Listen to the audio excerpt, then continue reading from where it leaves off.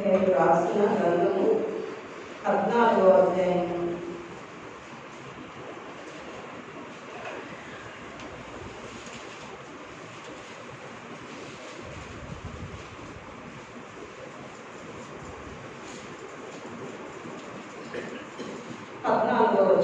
పద్నాలుగో అధ్యాయము 14వ వచనము.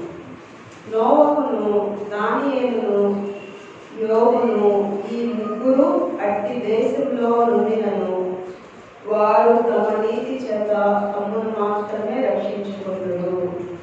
ఇదే ప్రభువు యెహోవా వాక్కు.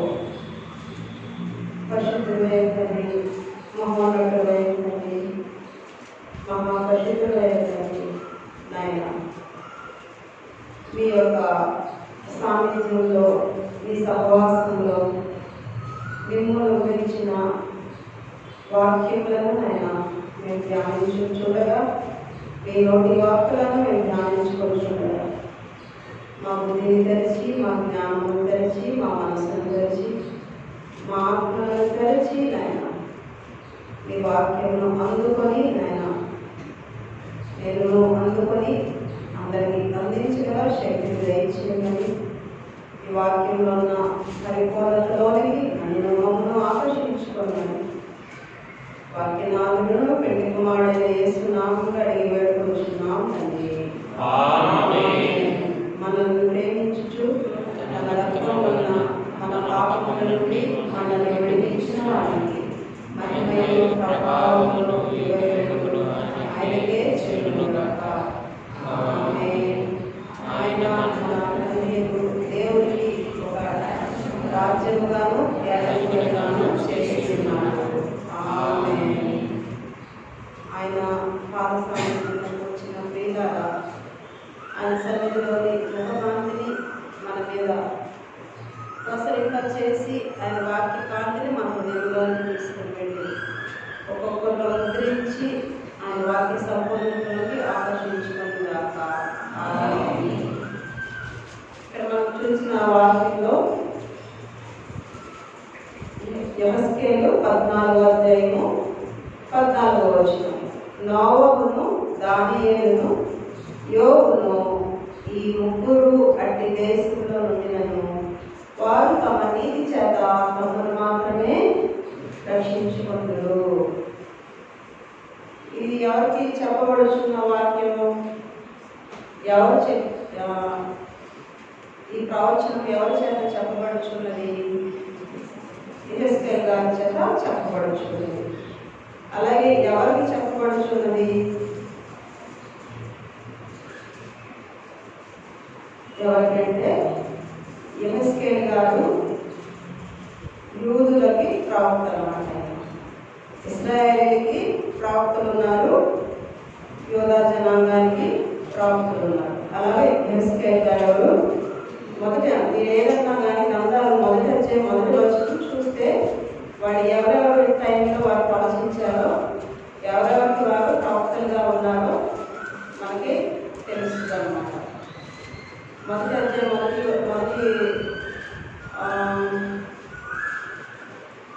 రెండో వచనం, మొదటి అధ్యాయం.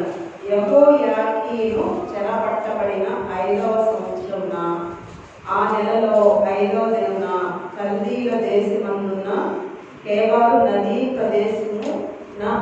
ప్రదేశమున యెహోవాకు బూజీ కుమారుడును యాజకుడునగు యెహెజ్కేలునకు ప్రత్యక్షము కాగా అక్కడనే యెహోవా హస్తం అతని మీదకి వచ్చెను.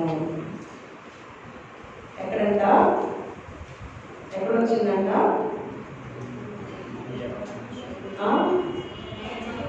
కల్దీల దేశంలో చెరపట్టబడిపోయిన ప్రాంతంలో ఉన్నారు. బబులోను దేశంలో ఈ బబులోను దేశానికి చెరపనికి పోయారు కదా కొంతమంది, వారిలో కూడా యెహెజ్కేలు గారు ఉన్నారన్నమాట. ఆ కేబారు నది అనేది ఆ కల్దీల దేశంలో అంటే బబులోను దేశంలో ఉన్న నది. ఆ నది ప్రాంతానికి దేవుడు తీసుకుని వెళ్ళి ఆయనకు అనేకమైన దర్శనాలు చూపించారు. అలాగే ఆయనకి ప్రవచనాన్ని అంటే ఇక్కడ ఉండి ఎవరి గురించి ప్రవచిస్తూ ఉన్నారు? ఆయన వారి యొక్క స్వజనుల గురించి ప్రవచిస్తూ ఉన్నారన్నమాట. ఈ కాంటెస్ట్ అర్థం కాకుండా మనం ఏమన్నా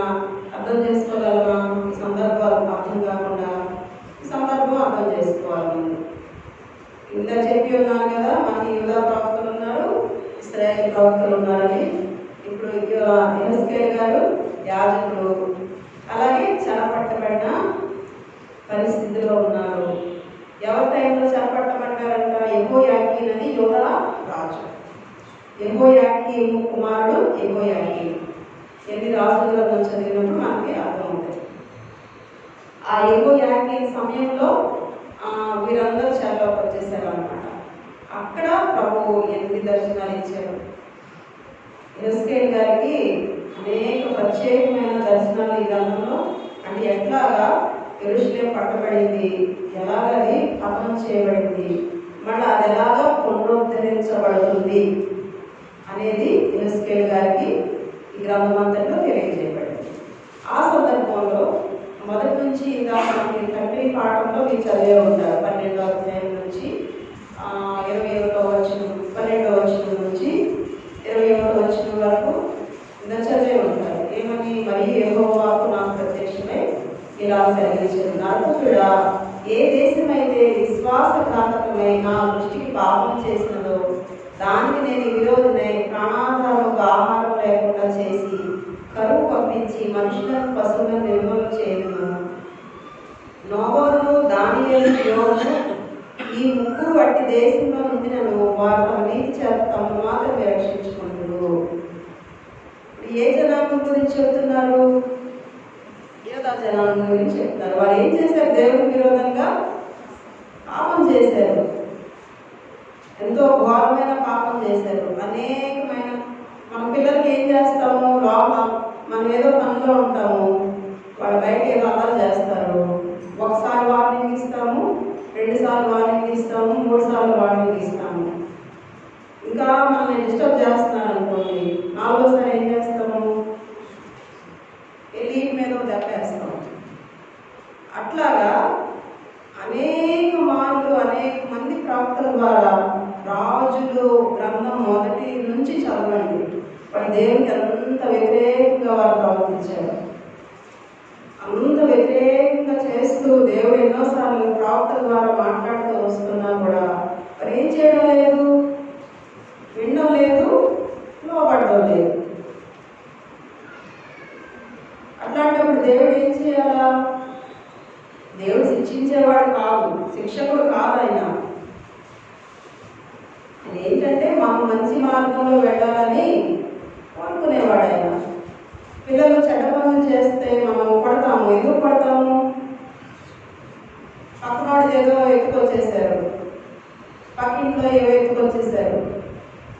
మా బాబే ముద్దు చేస్తే చివరికి పెద్ద అయ్యాక ఏమవుతాడు? వాడు గజ దొంగ అవుతాడు. చిన్నతనప్పుడు దొంగ అవుతాడు, పెద్ద అయ్యాక గజ దొంగ అవుతాడు. అలాగా చెప్పి చెప్పి చెప్పి ఎంతకీ వినకుండా ఆయన విరోధంగా ఏమనుంది ఇక్కడ? ఏ దేశమైతే విశ్వాసఘాతకమై నా దృష్టికి పాపం చేసినో దానికి నేను విరోధం అవుతాను అని చెప్పేసి అంటారు. ఇదంతా చదవండి. తర్వాత ఏంటంటే 12వ వచనం నుంచి 21వ వచనం వరకు ఫస్ట్ కరువును పంపించి, లేదా యుద్ధాలను పంపించి, తెగులను పంపించి, దుష్ట మృగాలను కూడా పంపించి, ఆ వచనము 27 చివరిలో ఉంది. మనుషులను పశువులను నిర్మూలన చేయవలని నేను ఖడ్గం చేతను, క్షామం చేతను, దుష్ట మృగముల చేతను, తెగుల చేతను ఈ 4 విధముగా యెరూషలేము మీద తీర్పు తీర్చినట్లా. ఈ 4 విధాలుగా నేనేం చేస్తాను? ఫస్ట్ ఏం చేస్తారంట?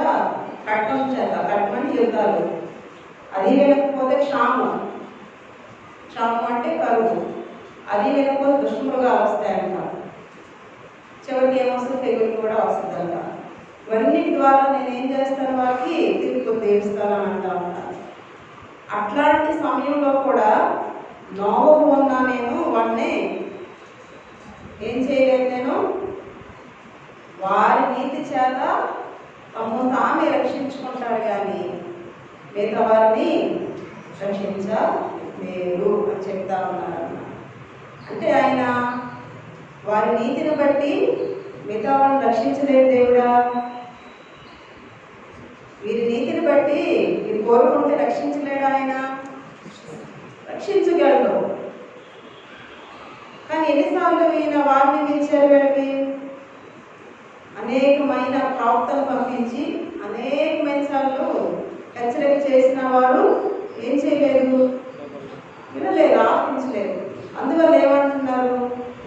నోవహున్నా నేను ఏమీ చేయలేను, దానియేలు ఉన్నా. ఇక్కడ నోవహు అని ఎక్కడ, నోవహు గారు ఎక్కడ ఉన్నారు? ఈ గ్రంథంలో ఉన్నారా? ఈ సమయంలో ఉన్నారా? మరి ఎందుకు నోవహు గారు జ్ఞాపకం వచ్చారు?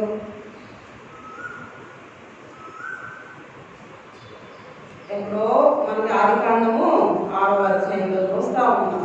నోవహు గారు చుట్టూ అందరూ మనం అక్కడ చూసినట్లయితే 6వ అధ్యాయము 9వ వచనం చూసినట్లయితే ఆదికాండంలో భూమి మీద ఉన్న వారందరిలో కూడా ఆ తరంలో నోవహు అక్కడే నీతిమంతుడిగా కనిపించారంట, నిర్ధారితుడిగా కనిపించారంట. భూమి మీద ఆ తరంలో ఇంకెవ్వరు ఆయన దృష్టికి నీతిమంతుడిగా కనపడలేదు, నిర్ధారితుడిగా కనపడలేదు.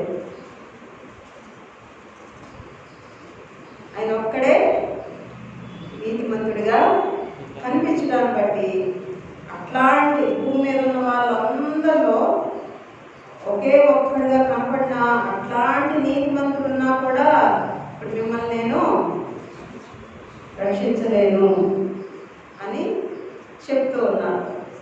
అలాగే దానియేలు గారిని చూస్తూ ఉన్నాం. దానియేలు గారు కూడా చెరలోనే ఉన్నారు. మనం చెప్పుకున్నాం కదా, ఆల్మోస్ట్ వీళ్ళందరూ కూడా ఆ చెరపట్టబడిన సమయంలో కొద్దిగా సమకాలీనులుగానే ఉన్నారు, వయసులో తేడా ఉన్నా కూడా. యెహెజ్కేలు గారి కన్నా దానియేలు గారు పెద్ద వయసు అయి ఉంటుంది. ఎందుకంటే చెరపట్టబడే సమయంలో దానియేలు గారు 15 సంవత్సరాలు అని చెప్పుకున్నాం కదా. తర్వాత 70 సంవత్సరాలు ఆయన జీవించారని చెప్పుకున్నాం. 70 పైన ఇంకా జీవించుంటారు ఆయన. ఆ టైంలో యెహెజ్కేలు గారు కూడా ఉండి ఉన్నారనమాట. అంటే ఆటోమేటిక్గా తెలుస్తారు, యూదా జనాంగం అంటే స్వజనులే కాబట్టి ఆయన జ్ఞానం గురించి తెలుసు, ఆయన యొక్క భక్తి గురించి తెలుసు. దానియేలు ఆయన ఒక్కడే దేవుని విషయంలో తప్పించి మరి ఏ విషయంలో కూడాను ఆయనలో లోపం కనుక్కోలేకపోయారంట వారు. మిగతా వారు 6వ అధ్యాయము 4వ వచనంలో మిగతా అన్ని ఎన్నో లక్షణాలు, జ్ఞాన లక్షణాలు ఉన్నాయండి. దానియేలు నమ్మకస్తుడే 4వ వచనము మధ్యలో నుంచి. దానియేలు నమ్మకస్తుడే, ఏ నేరమైనను ఏ తప్పైనను చేయి వాడు కాడు కనుక దానియేలులో తప్పైనను లోపమైనను కనుగొనలేకపోయేది. దానియేలులో ఏ తప్పు ఏ లోపము కనుక్కోలేకపోయారంట. అంతా నీతిమంతుడిగా దానియేలు గారు ఉన్నారన్నమాట. అంటే అంత నీతిమంతుడైన నోవహు గారు ఉన్నా, అంత నీతిమంతుడైన దానియేలు గారు ఉన్నా నేనేం చేయలేను, మిమ్మల్ని రక్షించలేను అని చెప్తూ ఉన్నారు. అలాగే తర్వాత యోబు గారు ఉన్నా కూడా అటు దేశంలో ఉండినను తమ నీతి చేత తమను మాత్రమే రక్షించుకుందురు. యోగ గ్రంథంలో కూడా 1వ అధ్యాయము 8వ వచనంలో ఉంది, ఆయనతో నీతిమంతుడు నిందారహితుడు అని. ఆయన గురించి ఏమైనా ఉంది? ఆయన గురించి కూడా నీతిమంతుడు నిందారహితుడు, ఏ తప్పు లేనివాడనుంది ఆయన గురించి కూడా. 8వ వచనం, అతడు యథార్థవర్తనుడును న్యాయవంతుడునై దేవుని యందు భయభక్తులు కలిగి చెడుతనము విసర్జించిన వాడు భూమి మీద అతని వంటి వాడెవడు లేదు. ఈ 3 కామన్ పాయింట్స్ చూడండి. భూమి మీద అతని వంటి వాడు లేడని ఎవరి గురించి చెప్పబడింది? నోవహు గారి గురించి చెప్పబడింది, దానియేలు గారి గురించి చెప్పబడింది. ఇప్పుడు ఎవరి గురించి కూడా చెప్పబడుతుంది? యోబు గారి గురించి కూడా. అంటే ఇంకా వాళ్ళ లాంటి వాళ్ళు లేరు భక్తిలో అనుకున్న వారు వచ్చినా కూడా నేను మిమ్మల్ని రక్షించలేను, వారి నీతి వారినే కాపాడుతుంది అని ఇక్కడ ప్రభువు ఏం చేస్తున్నారు, యెహెజ్కేలు గారికి సెలవిస్తున్నారు. ఎవరు చెప్పని? యోధా ప్రజలకి చెప్పాల్సిన విషయాలు దేవుడు యెహెజ్కేలు గారికి తెలియజేస్తూ ఉన్నారు. అలాగే మనం చూసినట్లయితే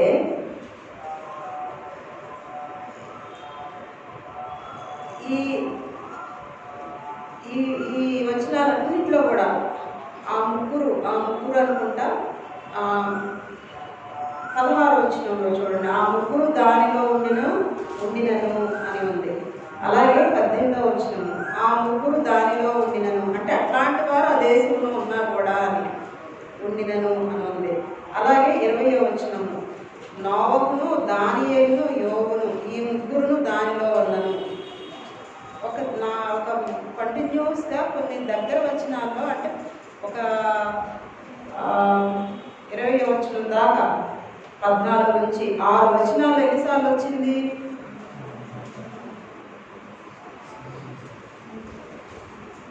తమ నీతి చేత తమను మాత్రమే రక్షించుకుందరు.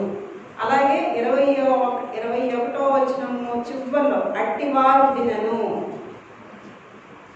అంటే ఒక 6 వచనాల్లో సుమారు ఎన్నిసార్లు వచ్చింది చూడండి. ఆ ముగ్గురు ఉన్నా అట్టివారు ఉన్నా అంటే దేవుని యొక్క ఆ యొక్క ఏం చెప్పాలి, ఆ విశ్వాసఘాతకులై అని రాశారు కదా ఎక్కడ ప్రభువులో వచ్చింది. అంటే వాళ్ళు ఎంతగా దేవునికి మనకి ఎంతో నమ్మకంగా ఉన్నవారు నన్ను మోసం చేశారనుకోండి, మనకి ఎంత కష్టం కలుగుద్ది. అది చెప్పగలమా మనం మాటల్లో? అది ఇంట్లో వాళ్ళైనా బయట వాళ్ళైనా బంధువులైనా స్నేహితులైనా మనం ఎంతో ప్రేమించేవాళ్ళు, మనకు ఎంతో నమ్మకంగా ఉండేవాళ్ళు మనం మోసం చేశారంటే అజీర్ణం చేసుకోగలమా? మనము చేసుకోలేము. ఒక యోధా ఇశ్రాయేల్ జనాంగాన్ని ప్రత్యేకపరచుకొని ఆ ఇశ్రాయేల్ జనాంగంలో యూదుల్ని ఇంకా ప్రత్యేకపరచుకొని ఆయన ఎంతో ప్రేమించి ఆయన యొక్క ఆ యొక్క బలమైన హస్తాలతో కాపాడి ఎన్నో మేళ్లను చేసి ఎన్నో ఉపకారాలు చేసిన ఆ యొక్క స్వజనులు ఏం చేశారు? ఆయనకి విశ్వాసఘాతకులయ్యారు. ఆయనకి ఆ యొక్క ఆవేదన నుంచి వచ్చిన మాటలు, అలాంటి ముగ్గురు ఉన్నా కూడా నేనేం చేయలేదు, మిమ్మల్ని రక్షించలేను. ఎంత దేవుని యొక్క హృదయం ఎంతగా బాధపడి ఉంటుంది వారి పట్ల, మనసు ఎంత గాయపడి ఉంటుంది వారి విషయంలో. అందువల్ల ఆ ముగ్గురు ఉన్నా కూడా నేనేం చేయలేను, వారి నీతి వారినే రక్షిస్తుంది అని చెప్తూ ఉన్నారు. మరి ఒక సందర్భం మనం చూసినట్లయితే ఇర్మియా గ్రంథంలోకి వద్దాము. ఇర్మియా గ్రంథము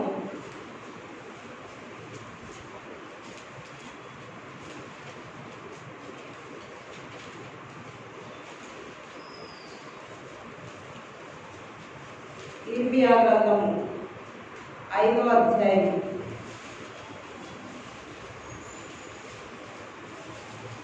5వ అధ్యాయము మొదటి వచనము మధ్య భాగం నుంచి, న్యాయము జరిగించుచు నమ్మకంగా యత్నించుచున్న ఒకడు మీకు కనబడేలా నేను దాన్ని క్షమించుదును. ఎట్లా అంట? న్యాయము జరిగించుచు నమ్మకంగా యత్నించుచున్న ఒకడు మీకు కనబడేలా నేను దాన్ని క్షమించును. యెహోవా జీవముతోడు ఆ మాట పలికిన వాడు వారు మోసమునకే ప్రమాణం చేయుదురు. యెహోవా యథార్థత మీదనే కదా నీవు దృష్టి ఉంచుచున్నావు. దేని మీద దృష్టి ఉంచుతున్నారంటే ఆయన యథార్థత మీదనే. న్యాయముగా జరిగించి నమ్మకంగా ఉండేవారు ఎంతమంది ఉన్నా చాలంటున్నారు? ఒక్కరు ఉన్నా ఏం చేస్తారంట? దాన్ని క్షమిస్తారంట. అంటే ఎవరు లేరు అక్కడ? ఒక్కరు కూడా లేరని. ఒకరున్నా క్షమిస్తానంటే దాని అర్థం ఏంటి? ఒక్కరు కూడా లేరని. అది ఎప్పుడు? చెరకు ముందు ఉన్న ప్రవక్త అన్నమాట ఇర్మియా గారు. ఇశ్రాయేలుని చెరకు తీసుకెళ్ళకపోక ముందు ఉన్న మొదటి అధ్యాయంలోకి వస్తామంటే అక్కడే వేరు పెట్టుకున్నాం.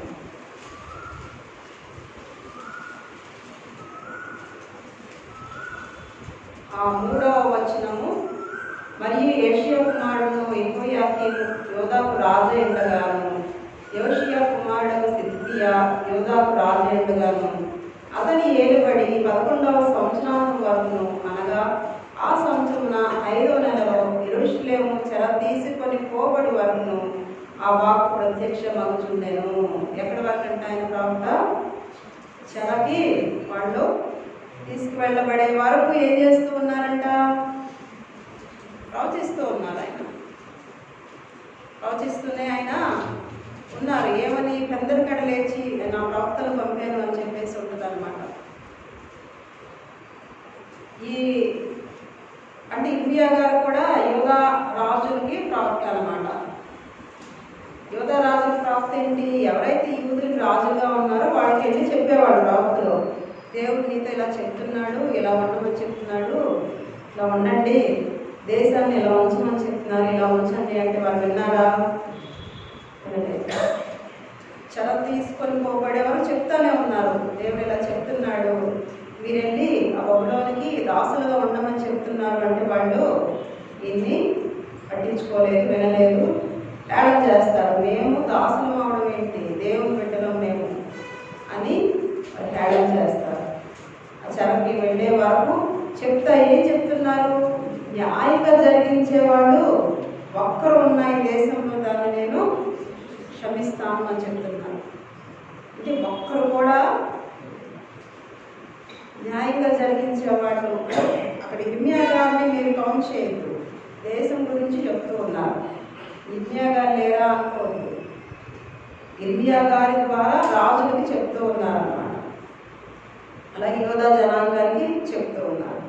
అట్లా అంటే దేశంలో ఒక్కరు కూడా న్యాయంగా నడుచుకునే వారు లేరు, అలాగే నమ్మకంగా ఉన్నవారు లేరు, యథార్థంగా ఉన్నవారు ఒక్కరు కూడా లేరంట దేశం మొత్తం మీద.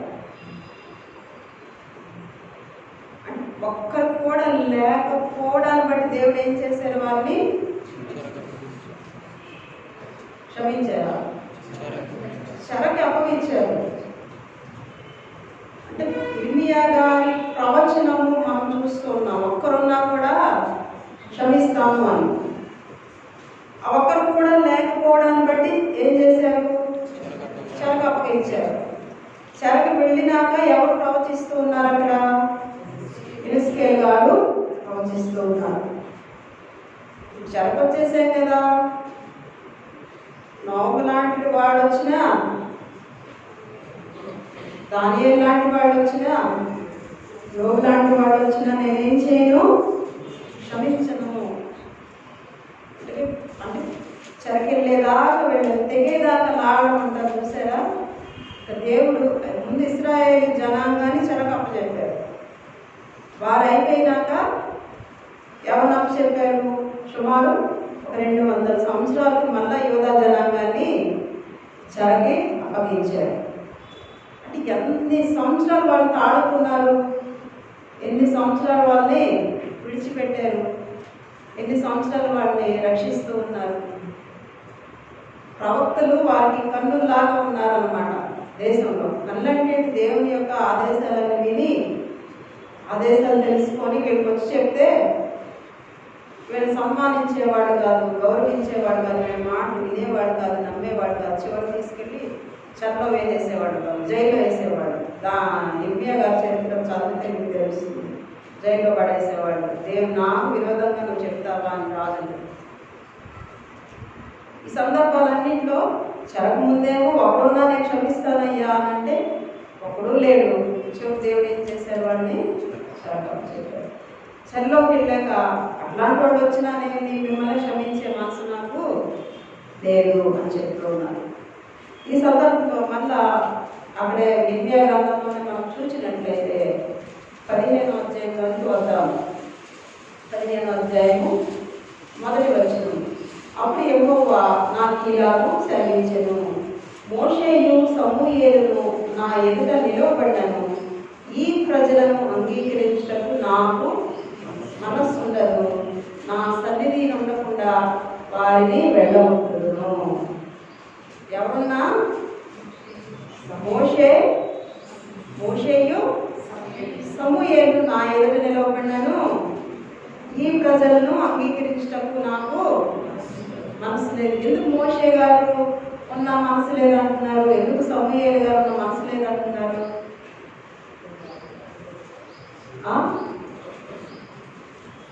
ఎందుకు మోషే గారు ఉన్న నేను మిమ్మల్ని అంగీకరించినంటున్నారు? అంతగా ఇప్పుడు మనము యోబు గారిని చూస్తే లేదా నోవహు గారిని చూస్తే దానియేలు గారిని చూస్తే వారి యొక్క క్వాలిటీ ఏంటనే వారి యొక్క లక్షణాలు ఏంటనేది మనం చూసాం. ఏంటి వారి లక్షణం? నీతిమంతులు. ఆయనకు అర్థమవుతుంది కొత్తగా దేవుడు తెలియని ఆయనకి. Very good. అదేంటి? నీతిమంతులు. మోషే గారిని చూస్తే మనకేం అర్థం అవ్వాలా? సమూయేలు గారిని చూస్తే మనకేం అర్థం అవ్వాలా?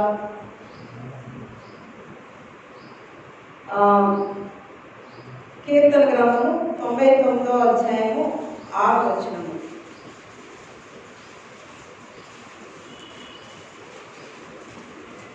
ఆయన యాజకులలో మోషే అహరోనులు ఉండేది.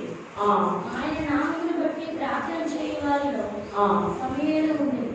ఆయన నామమును బట్టి ప్రార్థన చేయవారిలో ఎవరున్నారంట?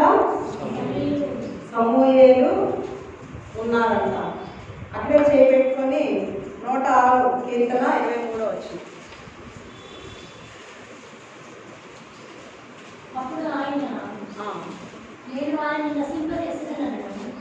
అయితే ఆయన వారిని నశింప చేయకుండానట్లు ఆయన కోపము చల్లార్చుటకై ఆయన ఏర్పరచుకున్న మోషే ఆయన సన్నిధిని నిలిచి అడ్డుపడాడు. ఇక్కడ సమూయేలు గారు ఏం చేస్తున్నారంట? ప్రార్థన చేస్తున్నారంట. మోషే గారు ఏం చేస్తున్నారంట? ఆయన ఏర్పరచుకున్న మోషే ఆయన సన్నిధిని నిలిచి అడ్డుపడుతున్నారంట. వీరిద్దరు ఎవరైనారు? విజ్ఞాపన కర్తలైనారన్నమాట. ఎన్నిసార్లు ఎన్ని తిరుగుబాటుల్లో మోషే గారి మీద తిరుగుబాటు చేసినా, దేవుడి మీద తిరుగుబాటు చేసిన మోషే గారు ఎక్కడికి వెళ్ళేవారు? మోషే గారు ఎక్కడికి వెళ్ళేవారు? దేవుని దగ్గరికి వెళ్ళి సాగిలు పడేవారు. అయ్యో దేవా, ఈ ప్రజలకి వాడు పాపం చేసినప్పుడేమో అయ్యో ఈ ప్రజలనైనా కాపాడుతండి, వాడు పాపం చేసిన అని ఏం చేసేవారు? సాగిలు పడేవారు. ఎన్నిసార్లు అడ్డుపడుంటారు? ఎన్నోసార్లు అడ్డుపడ్డారు.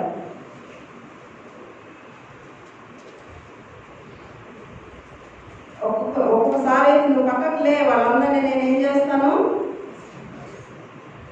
కాల్చి పడేస్తాను అనేది కోపం వచ్చేవాడు. అంతగా దేవునికి ఏం చేసేవాడు? వాడు తిరుగుబాటు చేసేవాడు అన్నమాట. అట్లాంటి సమయంలో కూడా ఎవరైనా అడ్డుపడ్డారు? మోషే అడ్డుపడ్డారు. అలాగే సమూయేలు గారు కూడా ఎన్నోసార్లు దేవునికి ఇశ్రాయేలు జనాంగానికి మధ్యలో ఆయన వారధిగా ఉన్నారు. ఆయన న్యాయాధిపతిగా ఉన్నారు, ప్రవక్తగా ఉన్నారు, యాజకుడిగా ఉన్నారు. ఎన్నో గొప్ప లక్షణాలు కలిగిన వారైన, ప్రార్థనాపరుడైన, సన్నిధిపరుడు. ఆ సమూయేలు గ్రంథము 1వ అధ్యాయంలో ఉంటుంది.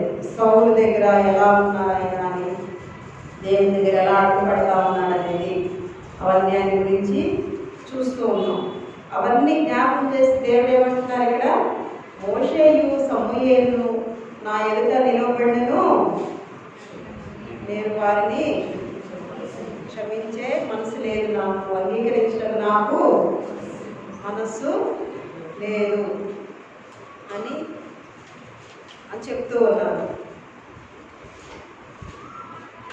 ఒక నీతిమంతులు ఉన్నా నేనేం చేయలేను, ఆ దేశాన్ని క్షమించలేను.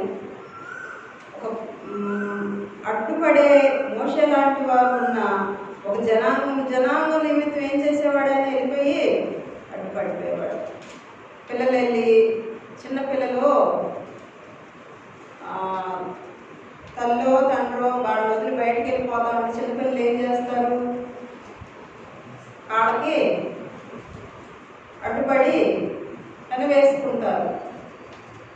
వెళ్ళిపోద్దు. కొంచెం ఒక సంవత్సరం పిల్లలు అసలు ఊరుకుంటారా, వెళ్తా ఉంటే బయటికి అప్పుడప్పుడే బయట బండి మీద తిరగడానికి అలవాటు పడి పిల్లలు. ఆ విధంగా మోషే గారన్నా సమూయేలు గారన్నా ఏం చేసేవాడు, దేవుని పాదాలకి అడ్డుపడిపోయేవాడు అన్నమాట. అందుకని ఏమంటున్నారు, వారు నా ఎదురు నిలవబడినా ఈ ప్రజలను అంగీకరించుటకు నాకు మనస్సు ఉండదు అని చెప్తున్నారు. అలాగే ఇంకొక సందర్భం మనం చూసినట్లయితే ఇందాక మనం చూసింది ఏంటి, దానియేలు గారున్నా యోగు గారున్నా నోవు గారున్నా అలాంటి నీతిమంతులున్నా నేను క్షమించే మనసు లేదంటున్నారు. అలాగే ప్రార్థనాపరులైన సమూయేలు గారున్నా అలాగే మోషే గారున్నా నేను అంగీకరించే మనసు లేదంటున్నారు. అంటే నీతి న్యాయాలు జరిగించే ఒక్కడున్నా కూడా నేను దాన్ని క్షమిస్తాను, కానీ ఇలాంటి వాడు ఉన్నా నేను దాన్ని క్షమించను. అంటే ఏంటి దాని ఉద్దేశం, తమనే రక్షిస్తుంది కానీ ఇతరుల్ని రక్షించదు అని చెప్తూ ఉన్నారు. ఇంకో సందర్భం మనం చూసినట్లయితే ఆదికాండ గ్రంథంలో 18వ అధ్యాయము 23వ వచనంలో అప్పుడు అబ్రహాము సమీపించి దుష్టులతో కూడా నీతిమంతులను నాశనం చేయుదువా, చాలు దుష్టులతో కూడా నీతిమంతులను నాశనం చేయుదువా అని. ఒకవేళ ఆ పట్టణంలో 50 మంది నీతిమంతులుంటే 26వ వచనము చివరిలో చూడండి, యెహోవా సొదొమ పట్టణంలో 50 మంది నీతిమంతులు నాకు కనపని వారిని బట్టి ఆ స్థలం అంతటిని కాయదనను. 50 దగ్గర బేరం మొదలేశాడు. ఎవరో అబ్రహాం గారి 50 ఉంటే నేను కాపాడుతానన్నాడు. 50 మంది కూడా లేరు అక్కడ, అందుకే నేను కాపాడలేకపోతున్నాను అన్నాడు. తర్వాత 45 మంది, అంతమంది కూడా లేరు అన్నారు. అబ్రహాం గారు ఏమంటున్నారు, 45 మంది ఉంటే కాపాడుతామంటే అంతమంది లేరు అంటున్నారు. తర్వాత 40 మంది అంటున్నారు, తర్వాత 30 మంది అంటున్నారు, తర్వాత 20 మంది అంటున్నారు, తర్వాత 10 మంది అంటున్నారు. ఇదంతా బేరాలు మనకు కనపడతాయి. ఒకవేళ 32 చివరి చూడండి, ఒకవేళ అక్కడ 10 మంది కనపడతారేమో అనినప్పుడు ఆయన ఆ 10 మందిని బట్టి నాశనం చేయకుండా ఉన్నాడు. యెహోవా అబ్రహాంతో మాట్లాడి చాలించి వెళ్ళిపోయాడు. చివరికి ఇంకెక్కడ మన ఏరికి వస్తాడో ఊరికి వస్తాడో అని ఏం చేస్తున్నారు, అయినా వెళ్ళిపోతున్నారు చాలించి. అంటే అక్కడ 10 మంది కూడా లేవు. ఒక నీతిమంతులతో దుష్టులతో నీతిమంతులు కూడా నాశనం అయిపోతారేమో, కనీసం 10 మంది ఉన్నా ఆ పట్టణాన్ని రక్షించు అని అడుగుతున్నారు, అబ్రహాం గారు అడుగుతున్నారు. ఇక్కడ మనము మొదటి సందర్భాలు చూసాం. వారు 3 ఉన్నా నేను రక్షించను అంటున్నారు. అలాగే సమూయేలు గారు మోషే గారు ఉన్నా నేను దాని మీద మనసు లేదు అంగీకరించను అంటున్నారు. అంటే నీతి న్యాయాలు జరిగించే ఒక్కరున్నా క్షమిస్తాను అక్కడ అంటున్నారు. దాని అర్థం ఏంటి, ఒకరు కూడా లేరని.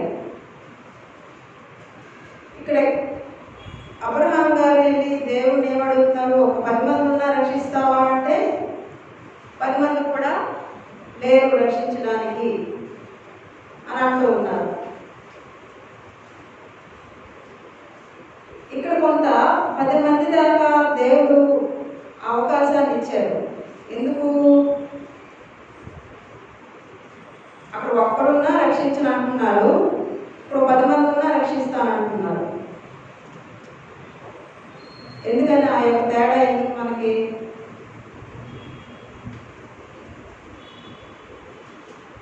మీరేమో సొదొమ కుమార అనేవాళ్ళు ఎవరు? దేవుడిని ఎరగని ప్రజలు. సొదొమ కుమార వాళ్ళు దేవుని ఎరగని ప్రజలు.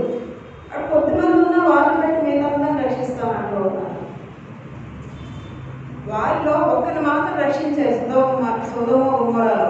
ఎవరిని? లోతు అనే ఆయన్ని. ఎందుకు లోతుని రక్షించారు? ఆ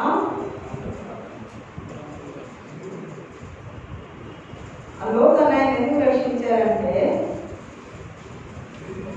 దేవుణ్ణి ఏం చేస్తారు, అబ్రహాం గారు వేడుకుంటారు అన్నమాట. 19:29 దేవుడు ఆ మైదానపు పట్టణములను పాడు చేసినప్పుడు దేవుడు అబ్రహామును జ్ఞాపకం చేసుకొని లోతు కాపురం ఉన్న పట్టణములను నాశనం చేసినప్పుడు ఆ నాశనం మధ్యన లోతు నశించకుండా అతన్ని రక్షించాను. ఎవరిని జ్ఞాపకం చేసుకొని? అబ్రహాం గారిని జ్ఞాపకం చేసుకొని. లోతు ఒక వైపు వెళ్ళిపోయాడు, అబ్రహాం గారు ఒక వైపు వెళ్ళిపోయాడు. ఒక చోట ఉన్నారా జ్ఞాపకం చేసుకోవడానికి? అబ్రహాం గారు ఒకవైపు వెళ్ళిపోయారు. వాళ్ళ ఆస్తులు ఎక్కువైపోయి కలహాలు, పనివాళ్ళ కలహాలు వచ్చినప్పుడు ఏమైపోయారు, మనం విడిపోదాము గొడవలు లేకుండా అని. నువ్వు ఎన్ని కావాలో వాటి తీసుకోనంటే చక్క పచ్చగా కనబడిందంట. ఏది? సొదొమ గుమ్మర పచ్చగా ఏదేని తోట వల్లే కనబడిందంట. నేను భారతదేశం వల్లే కనపడిందంట. అట్లా కనపడేసరికి ఏం చేశాడు ఆయన? నేను ఇటు వెళ్తాను, యెహోవా తోట వల్లే ఐగుప్తు దేశం వల్ల నీటి భారతదేశమే అంటాను. అటు వెళ్ళిపోయాడు ఆయన. ఈయన ఎడారి ప్రాంతం వైపు ఇటు వచ్చేసాడు ఆయన. ఇక్కడ ఎడారి ప్రాంతంలో ఉన్న ఆయన్ని జ్ఞాపకం చేసుకొని అక్కడ పాపులందరి మధ్య నివసిస్తూ ఉన్న పాపపు అందరూ పాపపు మనుషులే. ఎంతగా పాపంలో మునిగిపోయారంటే దేవుని యొక్క అగ్ని గంధకాల చేత కాల్చివేయబడే అంత పాపంలో మునిగిపోయిన ఆ ప్రదేశంలో ఎవరిని జ్ఞాపకం చేసుకొని రక్షించాడు దేవుడు? అబ్రహాముని జ్ఞాపకం చేసుకొని దేవుడు రక్షించాడు అన్నమాట. ఇవన్నీ సందర్భాలు మనం చూస్తున్నాం. ఈ సందర్భాల్లో వారి యొక్క నీతిని బట్టి వారే రక్షించబడదురు అని మనం చూసాం కదా.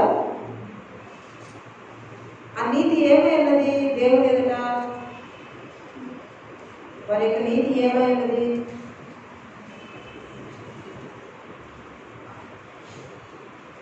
యోబు నీతి ఏమైనది? దానియేలు గారి నీతి ఏమైనది? అలాగే నోవహు గారి నీతి ఏమైనది? నీతి ఏమైనది అని అంటే గలతీయులకు రాసిన పత్రిక 3వ అధ్యాయము 6వ వచనం చూద్దాం.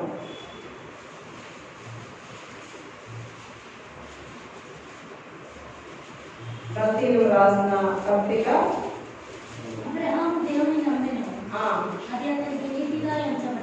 సరిపోతుంది. అబ్రహాం ఏం చేశాడంట? దేవుని నమ్మెను, అది అతనికి నీతిగా ఎంచబడెను. ఏది నీతిగా ఎంచబడదు దేవుని దగ్గర? ఆయన నమ్మడమే నీతి. నమ్మడం అంటే అది ఎట్లాంటి నమ్మడం? ఆయన 75 ఏళ్ల వయసులో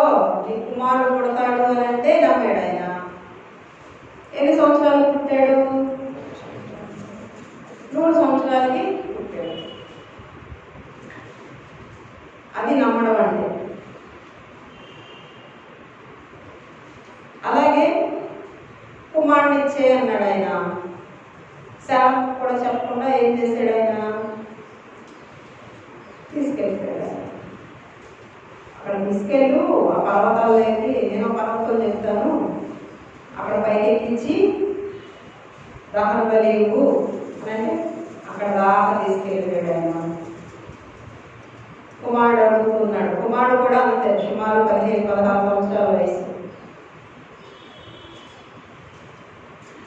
కాళ్ళు చేతులు పెట్టేసి దేవదాసుని కట్ల మీద పెట్టి ఇప్పు పట్టుకుంటే ఉంటాడా?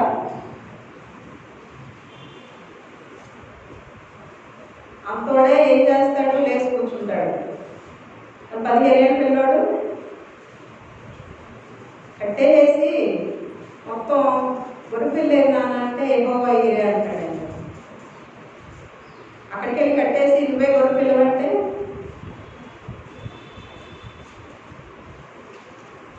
కట్టేసి ఇంటి పట్టుకున్నా కూడా తండ్రి పెడకట్లా కుమారుడు కదలట్లా. అది నీ తండ్రి. ఎందుకు ఆయన నీతి మంత్రులు అయ్యాడు అబ్రహాం గారు? నమ్మాడు అంతే. నువ్వు ఇచ్చావు, నువ్వే తీసుకున్నావు అన్నారు ఎవరో? యోగు గారు. అందుకు నీతి మంత్రులు అయ్యాడు.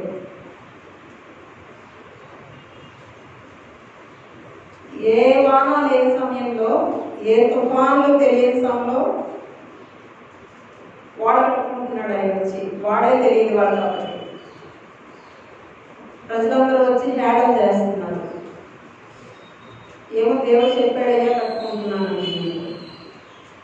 అది ఆయనకి నీతి.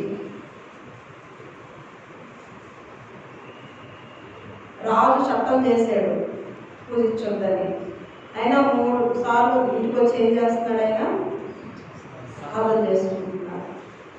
ఆ బాల్య కాలం నుంచి ఆ వృద్ధాప్యం వరకు దేవుడినైనా విడిచిపెట్టలేదు. ఆ చెరలో ఉండి కూడా దేవుడిని విడిచిపెట్టలేదు. ఆ ప్రాంతంలో ఉండి కూడా దేవుడిని విడిచిపెట్టలేదు. అట్లా వారి యొక్క నీతి ఏమైంది? వారి యొక్క నమ్మకము దేవుని దృష్టిలో నీతిగా ఎంచబడింది. ఆ నమ్మకం అనేది మనం చెప్పేంత సులువైన విషయమా? ఒక కంటికి కనపడింది, ఒక అసాధ్యమైంది జరిగిపోయినట్టుగా భావించడము తేలికైన విషయమా?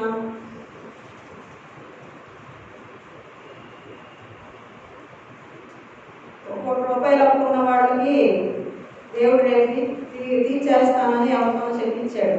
నమ్మగలవా? నమ్మలేదు. ఒక అసాధ్యమైన పరిస్థితి మన శరీరంలో ఉన్న, మన గృహంలో ఉన్న, మన పరిస్థితుల్లో ఎక్కడ ఉన్నా కూడా జరిగిపోతుంది అని చెప్తే నమ్మగలమా? నమ్మలేకపోతున్నాం కాబట్టి మనము నీతి మంత్రులకి కాలేకపోతున్నాం. నమ్మేది కాబట్టి వాళ్ళు నీతి మంత్రులు. ఈ పాటలన్నీ ఎందుకు మనకి? మనము నీతిమంతులుగా మార్చబడ్డకు వారి పాఠాలన్నీ మనం ఉంటుంది.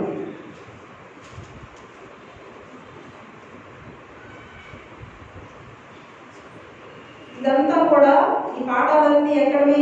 పాత నిబంధన గ్రంథంలో ఉన్న పాఠాలు. కొత్త నిబంధనకు వచ్చేసరికి ఏమంటూ ఉన్నారు?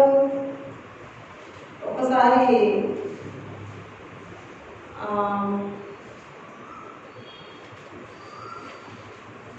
రోమియోలకు రాసిన పత్రిక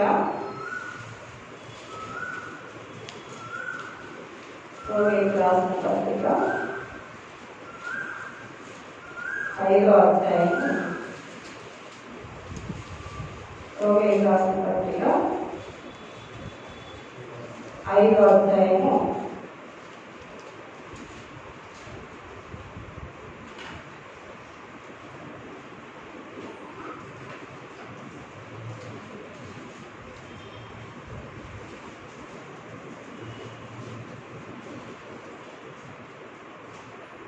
ముందు 3వ అధ్యాయం 11వ వచనం చూద్దాము, తర్వాత 5వ అధ్యాయం చూద్దాం. 3వ అధ్యాయం 11వ వచనం. నీతిమంతుడు లేడు, ఒక్కడును లేడు, గ్రహించువాడు ఒక్కడును లేడు.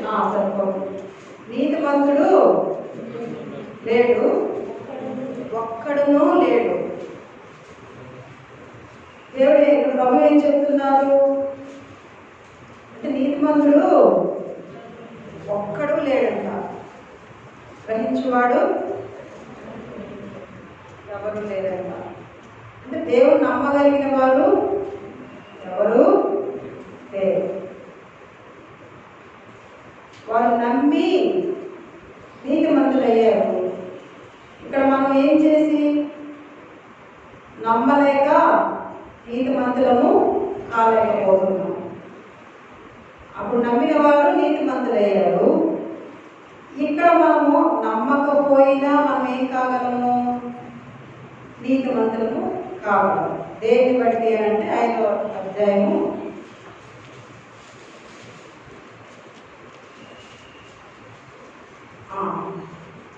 9కు రాసిన పత్రిక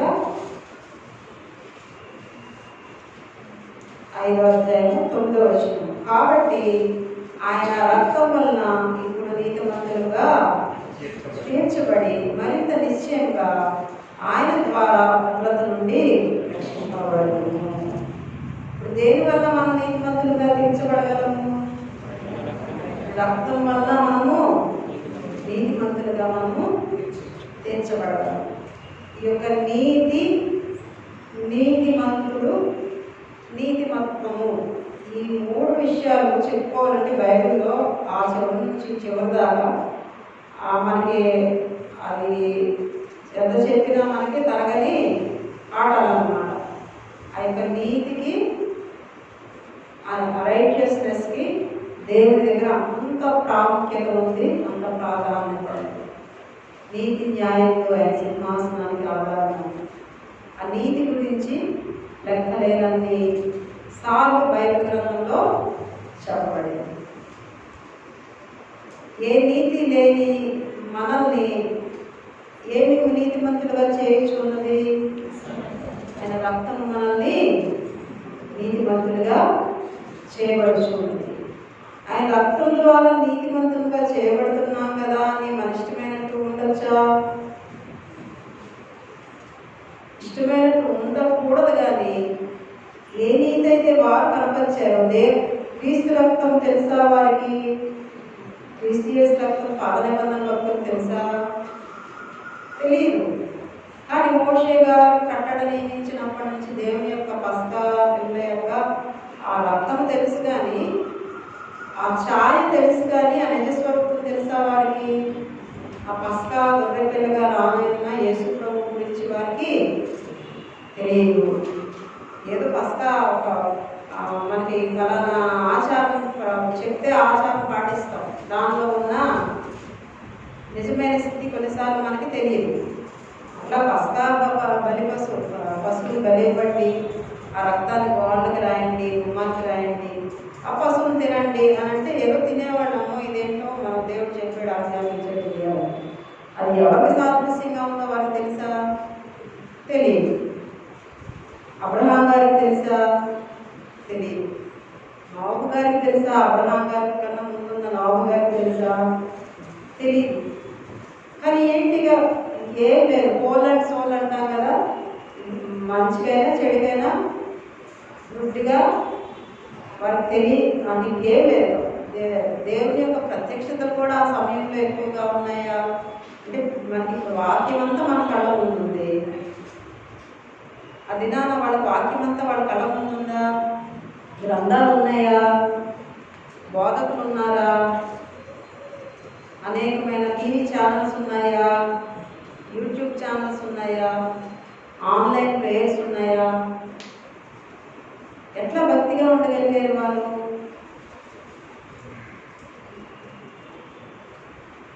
ఇంకేం లేదు. వారి మనసులో ఉన్నదంతా దేవుడే అన్నమాట. వారి అంతరంగంలో నిండుకొని ఉన్నదంతా దేవుడే. ఇట్లా నిండుకున్న వారే భక్తులయ్యారు. సందర్భాలన్నీ మనం గమనించినట్లయితే ఒక్కడు ఉన్నా నీతిమంతుడు రక్షిస్తానన్న సందర్భం ఉంది. అట్లాంటి నీతిమంతులున్నా రక్షించలేము అన్న సందర్భం ఉంది. 10 మంది ఉన్నా రక్షిస్తానన్న సందర్భం ఉంది. వీటన్నిటిలో కూడా దేవుడు దృష్టించేది ఏమైనది?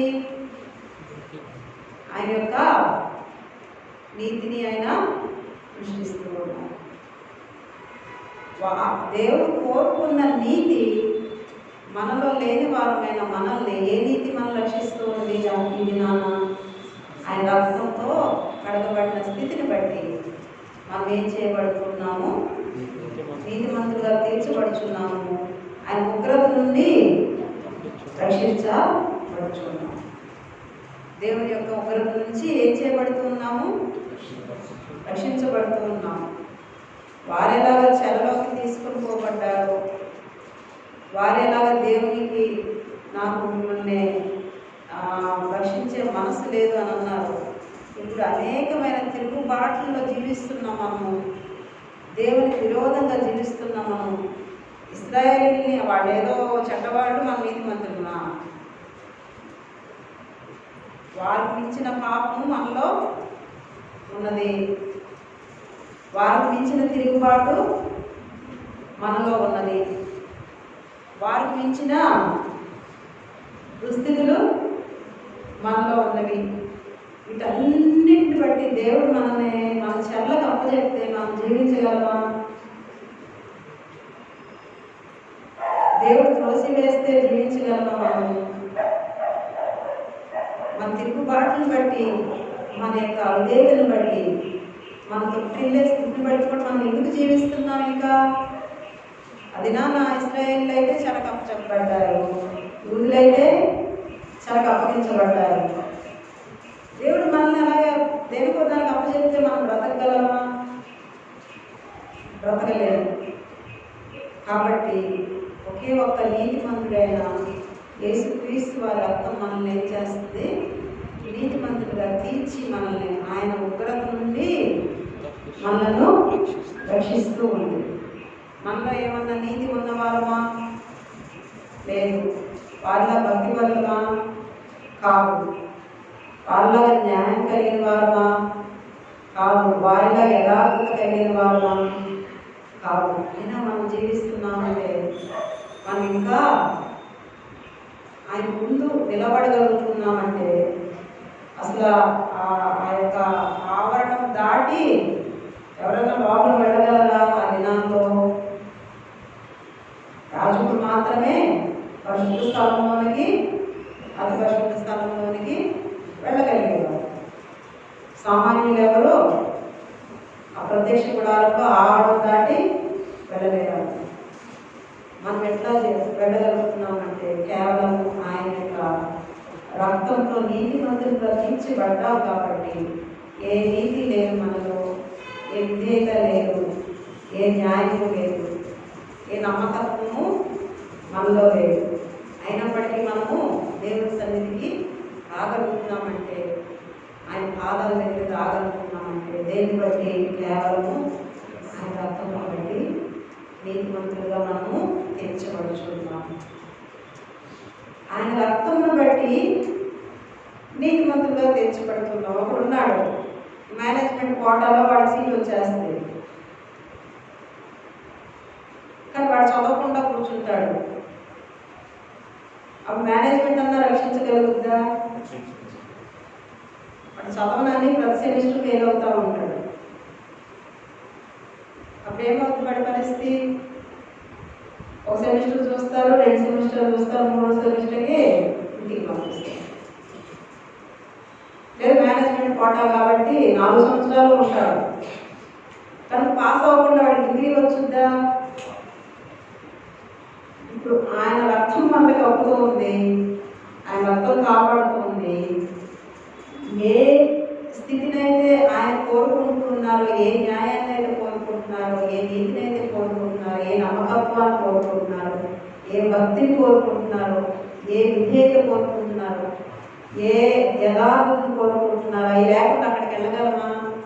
4 ఏళ్ళు చదివాడు వాడు, జీవితకాలం అంతా ఉంటాం, రేపు రావడం వచ్చింది. పరీక్షలో పాస్ అవుతామా? ఇది కరెక్టే. ఏది ఆయన రక్తం ఏం చేస్తుంది? నీతిమంతులుగా చేసి ఒకరి నుంచి రక్షిస్తుంది. అది ఎక్కడ వరకు ఉపయోగపడుతుంది మనకి? ఇక్కడ దాకా ఉపయోగపడుతుంది. వాడు 4 ఏళ్ళు చదువుకు మేనేజ్మెంట్ కోటాలో కొట్టుకొచ్చేసాడు పాస్ అవ్వకుండా. కానీ చేతికి ఏం రాదు, సర్టిఫికేట్ రాదు. డిగ్రీ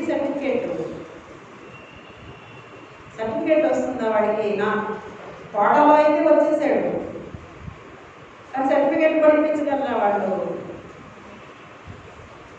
ఈ కోటాలో కొట్టుకెళ్ళిపోగలం బతుకున్నంత కాలం, ఏమీ రాకుండా మనకి ఉగ్రత రాకుండా ఆయన కాపాడుతూ ఉంటాడు. రావడికి వెళ్ళగలమా? కాబట్టి ఏం కావాలి? ఏ పాత నిబంధనలో క్రీస్తు రక్తం తెలియకుండా వాళ్ళు ఏం కలిగి ఉన్నారో అవన్నీ మనం కలిగి ఉన్నప్పుడు ఏం చేయగలుగుతాము? వారికన్నా వారు లేకుండా ఏం కాదంట, సంపూర్ణులు కావాలి. చక్కని మాట చదవండి ఒకసారి. హెబ్రీయులకు రాసిన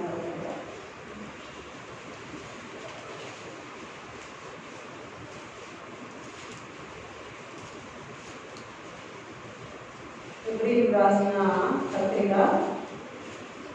12వ అధ్యాయము 11వ అధ్యాయము చివరి వచ్చినాము 30. అవును చదవండి.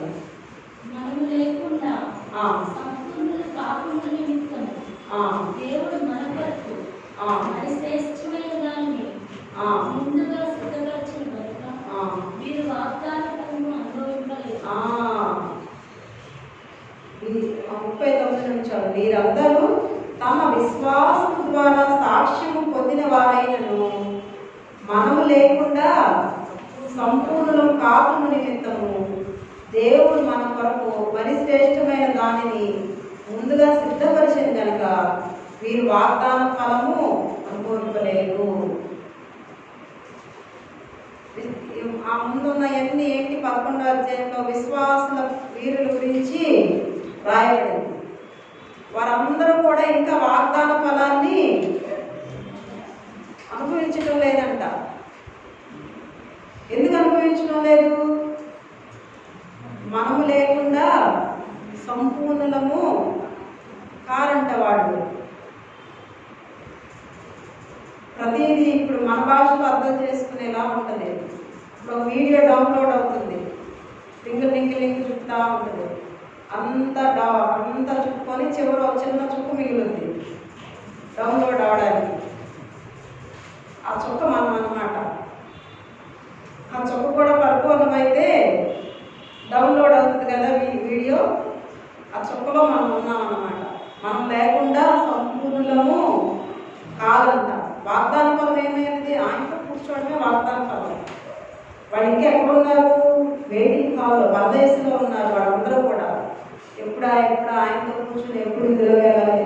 ఎక్కడి నుంచి వాడు ఎదురు చూస్తున్నారు? ఎన్ని వేల సంవత్సరాల నుంచి ఎదురు చూస్తున్నారు.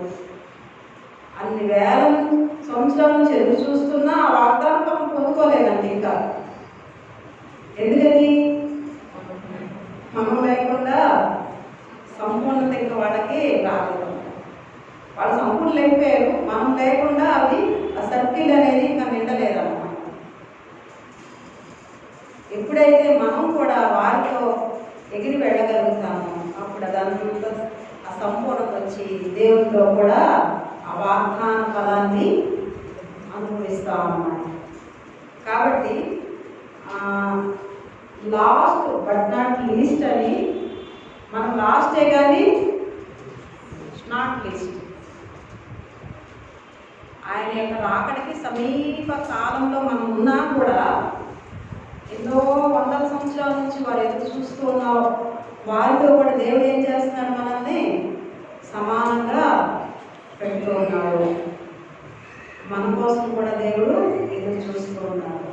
అంటే ఇంత ధన్యతల్ని మనకి ఆయన రక్తం ద్వారా మనం కడిగి శుద్ధి చేసి మన నీతిమంతులుగా చేస్తున్నామని మనం కూడా ఏం చేయవలసిన వాళ్ళమైనాము? ఆ యొక్క నీతిమంతులు, పాత నిబంధన యొక్క నీతిమంతులు ఏ లక్షణాలు కలిగి ఉన్నారో ఆ లక్షణాలన్నీ మనం నింపుకున్నప్పుడు మనం ఏం చేయగలుగుతామంటే ఆ వాగ్దాన ఫలంలో మనము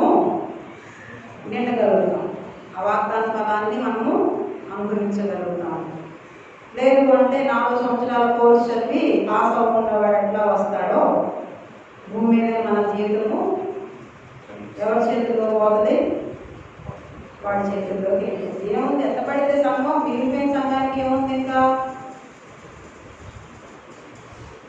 ఎత్తబడే వారికి పప్పలంట, మిగిలిపోయే వారికి పిప్పలంట. పిప్పలు తప్పించాము ఉంటాయా ఇక్కడ? లోకాన్ని వదిలి మీ పరిపాటను వదిలి ఇక్కడ దాకా ఎందుకు వస్తున్నారు? దానికోసమే కదా మనం వస్తున్నాము. ఇక్కడ దాకా వచ్చి సరిపోద్దా? ఏదో 4 సంవత్సరాల కోర్సు వాడు ఏం చేస్తే ప్రమోట్ చేసుకుంటే వెళ్ళిపోయినట్టు వెళ్ళిపోతే ఉపయోగం ఉందా? 6వ క్లాస్ నుంచి 10వ క్లాస్ దాకా ఇప్పుడు వాడు చదివిన చదువుకొని ఏమైపోతా ఉంటాడు, ప్రమోట్ అయిపోతా ఉంటాడు. 10వ క్లాస్లో కథంతో ఉంటుంది, వాడి కథ 10వ క్లాస్లో తెలుస్తుంది, వాడికి ఎన్ని మార్కులు అని. అలా 10వ క్లాస్ దాకా వాడు వెళ్ళిపోయినట్టు రాక మనం పోతా ఉంటాం, ప్రమోట్ అవుతాం. మన పరీక్ష ఎక్కడుంది? రాకట్లో మన భక్తి బయటపడుతుంది. ఎవరు ఎక్కేవాళ్ళో ఎవరు ఉండిపోయేవాళ్ళో అక్కడ తెలుస్తుంది. దానికోసం సాధన అంటే ఇక్కడ దాకా వచ్చి సాధన చేస్తున్నాము. దేనికోసం కూడా మనం సాధన చేయవలసిన వారమే ఉన్నాము. అక్కడ ఎక్కి వెళ్ళడానికి కూడా మనము ప్రయాస పడవలసిన వారమే ఉన్నాము. ఏదో వచ్చాను వారానికి కాస్త కూర్చున్నాను, దేవుడు ఏదో ఈరోజు దీన్ని ఇచ్చాడు, ఈ వారం అంతా కూడా దేవుడు మనల్ని కాచి కాపాడతాడు. ఇంతవరకే ఉన్నదనుకోండి, ఆ ప్రమోటింగ్ లెక్కల్లో మనం ఉంటాము. కాస్త సాధన చేసామనుకోండి, ఆ భక్తుల వరుసలో, ఆ శ్రేష్ఠ వరుసలో, ఆ వాగ్దానం ఫలంలో మనము వెళ్ళే వారమే అన్నాము. ఆ వాగ్దాన ఫలంని అనుభవించే వారమే అన్నాము. ఎన్ని చరిత్రలన్నీ నేనేమన్నా జరగనే చెబుతూ ఉన్నానా, ఉపమానాలు చెప్పానా? ఇదంతా ఏంటి? సమూయేలు గారితో చరిత్ర, మోషే గారితో చరిత్ర, అబ్రహాం గారితో చరిత్ర, నోవహు గారితో చరిత్ర, యోబుతో చరిత్ర, దానియేలు వాళ్ళతో చరిత్ర. అంటే ఏంటి? ఉన్నవాళ్ళే ఉండి చనిపోయిన వాళ్ళు, అది చరిత్ర. గతించిపోయిన దాన్ని ఏమంటాము? చరిత్ర అంటాం. కథ కాదు కదా అది, మిత్ కాదు కదా అది, జరగని దాన్ని కథగా చెప్పడం లేదు కదా. అంటే వాళ్ళందరూ మనకన్నా ముందు జీవించిన వారు. ఏలియాయు మన స్వభావం వంటి మనుషుడే. ఆయన ఏం చేయగలిగారు? ఆయన ఆకాశాన్ని తెరవగలిగారు, వర్షాన్ని తప్పించగలిగారు, అనేకమైన గొప్ప గొప్ప అసాధ్యమైనవి చేయగలిగారు. అట్లా వీరందరూ మన వంటి మనుషులే. కానీ ఏం చేయగలిగారు? దేవుని మీద గొప్పవారిగా ఉంచబడ్డారు. అసాధ్యమే కానీ మనము సాధ్యం చేసుకోవడానికి దేవుని యొక్క సన్నిధి మనకి ఉన్నది. ఫలానా సమయంకే రావాలని దేవుడు ఏమన్నా మనకి నియమం పెట్టాడా? నువ్వు నన్ను ఫలానా రోజే ఆరాధించు, ఫలానా రోజే ఆ ఫలానా కంటే నన్ను ప్రార్థించగలరా? మన జీవితకాలం అంతా 24 గంటలో దేవుని మనము ఆరాధించవలసిన వారమే ఉన్నాము. ఆయన సన్నిధిలో వెళ్ళవలసిన వారమే. ఏ సమయంలో ఆయన సన్నిధిలో కూర్చున్నాయమనండి వద్దంటారు కదా. మనమన్నా ఫలానా సమయంలో ఎవరైనా వచ్చారనుకో విసుక్కుంటాము. మన పనుల సమయంలో వచ్చిన, మన బయటకి వెళ్ళే సమయంలో వచ్చిన, మన చక్కగా తిరిగి పడుకుంటాం. ఆ సమయంలో వచ్చిన, మనకి నిద్ర లేవకముందే వచ్చిన, మన నిద్రపోయాక వచ్చిన, మనం ఏం చేస్తాము? సంతోషిస్తామా? మంచి నిద్రలో ఉన్నప్పుడు ఎవరైనా లేపితే ఎంత కోపంగా ఉంటుంది మనకి.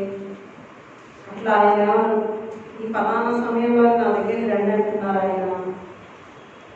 అంటే మనం పర్ఫెక్షన్ పొందడానికి ఏ సమయంలో వెళ్ళినా ఆయన మనల్ని అంగీకరించే దేవుడే ఆయన. ఫలానా సమయంలోనే ఆయన అపాయింట్మెంట్ ఇవ్వడం లేదు మనకి. ఈ లోకంలో అధికారులు ఏం చేస్తారు? అపాయింట్మెంట్ ఇస్తారు. అలాంటి టైం రా, మనం 11 నుంచి 12 రా, లేదా ముందటి పోదా, వెనక్కి పోదా అని చెప్తారు. వెళ్ళకపోతే మనమని అంతే. ఆయన ఏ సమయంలో అయినా మనల్ని ప్రేమించే దేవుడే అన్నాడు, మనం చేర్చుకునే దేవుడే అన్నాడు. కాబట్టి ఏదో ఒక రీతిన, ఇంతమందికి అర్థంగా చెప్తున్నాను, ఏదో ఒక రీతిన మనము వారిలాగా మారాలని, వారిలాగా జీవించాలని.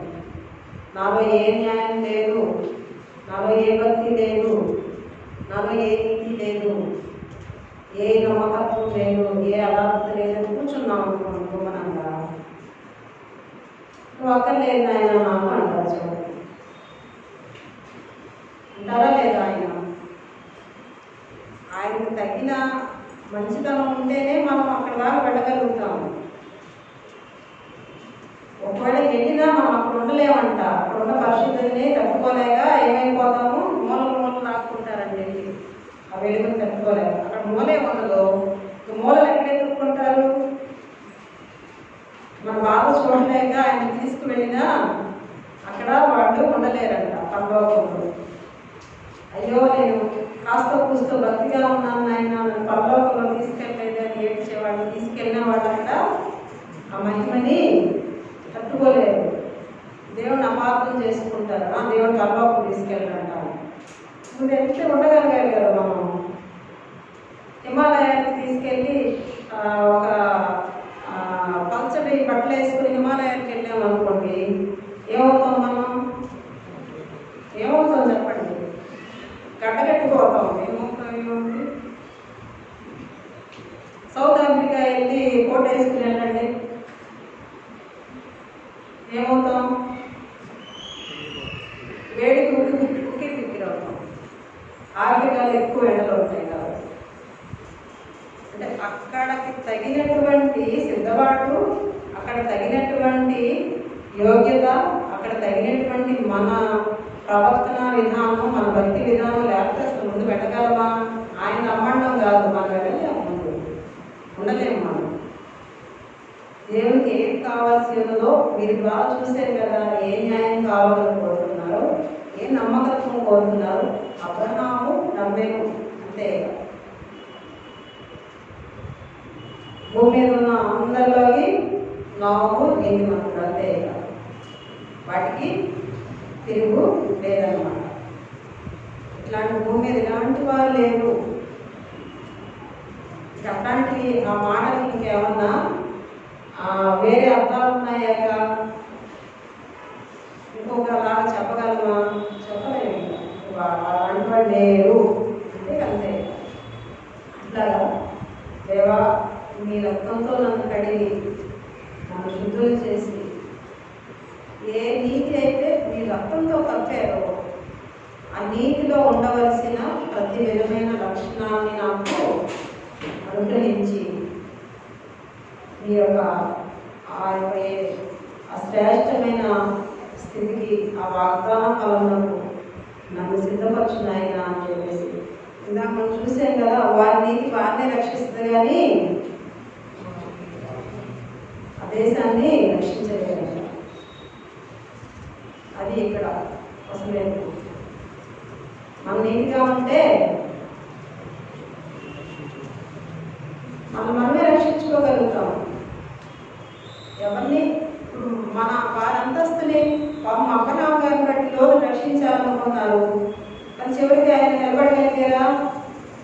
నిలబడలేదు. ఎవరి నీతి వారిని రక్షిస్తుంది.